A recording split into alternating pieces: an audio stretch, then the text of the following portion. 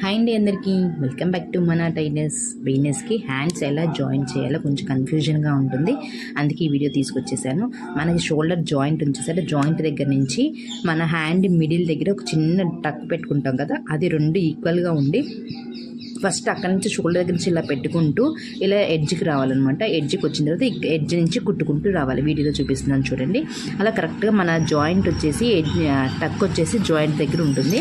ఆ ఖర్చు మాత్రం షోల్డర్కి బ్యాక్ సైడ్కి అనుకోవాలి. మనం స్టిచ్ చేసేటప్పుడు బ్యాక్ పార్ట్కి ఖర్చు బ్యాక్ సైడ్ వచ్చేలా పెట్టేసుకోవాలి. షోల్డర్ దగ్గర జాయింట్ చూసారా, ఫినిషింగ్ ఇలా వచ్చేసింది.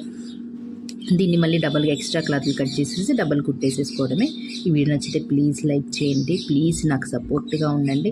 నా ఛానల్ సబ్స్క్రైబ్ చేసుకోండి, కామెంట్ బాక్స్లో కామెంట్ పెట్టండి. చూసారా, దీన్ని డబల్ కుట్ మళ్ళీ వేస్తున్నాను.